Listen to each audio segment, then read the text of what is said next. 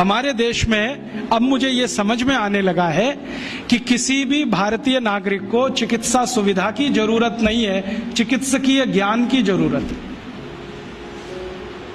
Health facilities नहीं चाहिए, knowledge चाहिए। नॉलेज की बहुत कमी, और इतनी कमी है कि पढ़े लिखे लोग उससे ज्यादा पीड़ित हैं। छोटी छोटी बातें नहीं जानते। पानी को उबाल के पीना, ये इतनी छोटी सी बात है, लेकिन आज के समय की बीमारियों में सबसे इफेक्टिव है, खासकर 3 महीने की ये जो। तो आप उनको बता दो भैया पानी उबाल के पियो, उबाल के पानी पीने से क्या होता है वो समझा दो उनको, 10 मिनट में समझ में आ जाए। फिर उनसे कहो कि खाना खाते हो तो कुछ ये खाओ ये मत खाओ, क्योंकि दिनचर्या ऋतुचर्या जो आयुर्वेद की है ना वो जरूर सीख लो। दिनचर्या और ऋतुचर्या जरूर सीखो, आयुर्वेद की बहुत आवश्यक है। और आपको मैं एक किताब का नाम बोल के जाता हूं, इसको पढ़ो। भगवत गीता जैसे पढ़ी जाती है, रामचरितमानस जैसे पढ़ी जाती है, उस किताब का नाम है अष्टांग हृदय। इसका एक दूसरा नाम भी है अष्टांग संग्रह, पुराना नाम अष्टांग हृदय। ये किताब का जो स्वस्थ व्रत है ना, वो ऐसे पढ़ो जैसे आप धार्मिक पुस्तक पढ़ते हो, और उसको बार बार पढ़ो तो याद हो जाएगा, कंठस्थ हो जाएगा। उसमें 2000 सूत्र हैं। ये सूत्र लोगों को बताना शुरू कर दो। छोटे छोटे सूत्र हैं, जैसे खाना खाने के बाद पानी मत पियो, स्वस्थ रहना है जिंदगी भर तो खाने के 1 घंटे के बाद पानी पियो। क्यों नहीं पिए वो आप सब जानते हो, सरल भाषा में उनको समझा दो। फिर उनको बोलो पानी पियो तो घूंट भर भर के पियो, सिप करके पियो, ताकि ज्यादा लार शरीर में जाए, वात पित्त कफ तीनों संतुलित रहे। ठंडा पानी कभी मत पियो। मैंने दुनिया में ठंडे पानी पीने वालों को बहुत देखा है।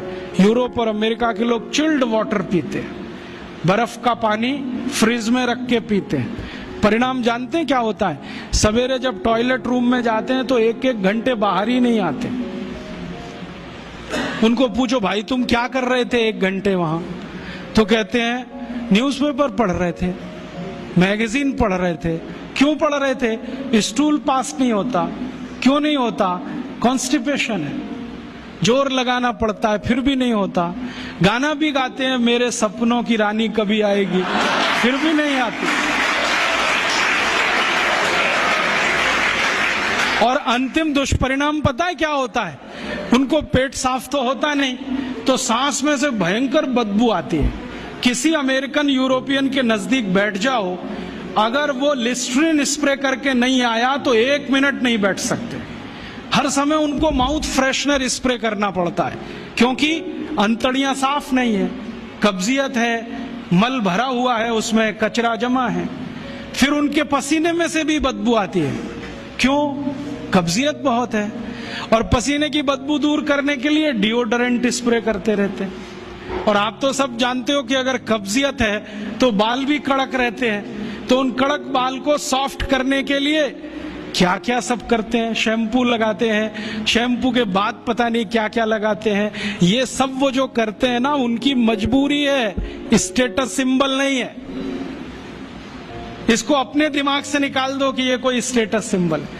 तो सरल भाषा में समझाओ, ठंडा पानी पीने से ये होता है, मत पियो, समझ जाएंगे। फिर उनको बोलो सवेरे उठो तो सबसे पहले पानी पियो।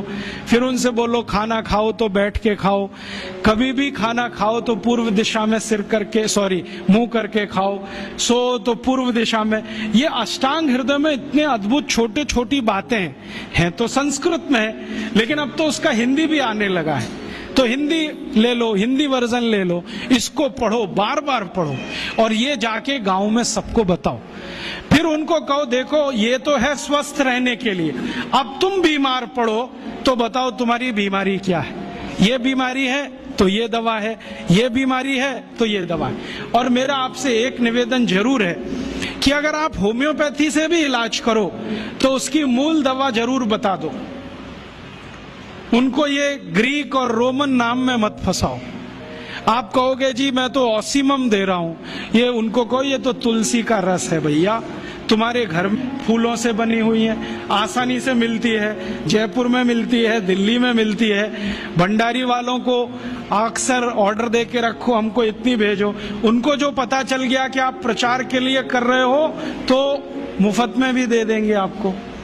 तो इस तरह से आप गांव गांव जाओ, छोटे छोटे शिविर लगाओ, गांव वालों को इकट्ठा करो।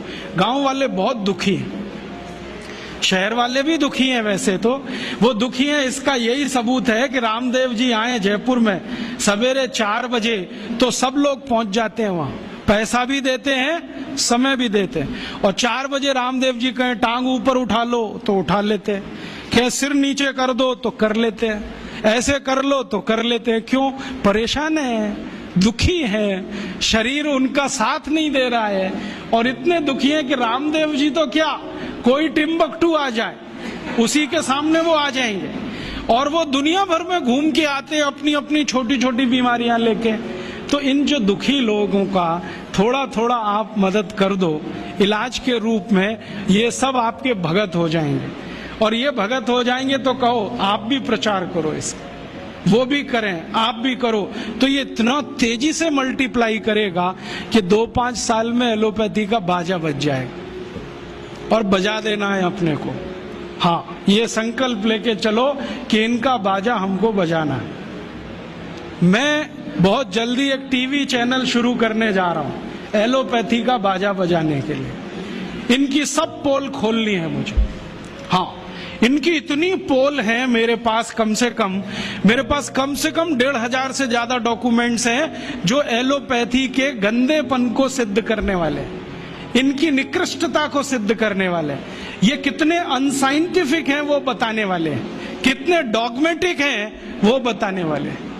मेरे पास ऐसे बहुत इंटरव्यूज हैं बड़े बड़े डॉक्टरों के, वो कहते हैं कि हम कोई डायग्नोसिस नहीं करते, तीर मारते, लग गया तो ठीक, नहीं तो तुक्का। और वो कहते हैं हम तो एक ही सिद्धांत पे काम करते हैं, ट्रायल एंड एरर, देते जाओ गलतियां करते जाओ, देते जाओ गलती, भले मर जाए पेशेंट उसमें। हमारे पास तो कम से कम ये नहीं है ट्रायल एंड एरर वाला। हम तो जानते हैं कि तुलसी है तो उसके ये गुण हैं तो ये रिजल्ट आना ही चाहिए, मेथी है तो उसके ये गुण हैं तो ये रिजल्ट आना ही चाहिए। हमको सब मालूम है, फिक्स है, यहाँ वेरिएशन नहीं है। मेथी के जो रिजल्ट चरक ऋषि को मिले वो आज भी मिलते हैं। इसमें इतना सातत्य है, वेरिएशन कहीं भी नहीं है। तो जो विज्ञान में सातत्य होता है, सत्य ज्ञान वही होता है। तो हमारे पास जो सत्य ज्ञान है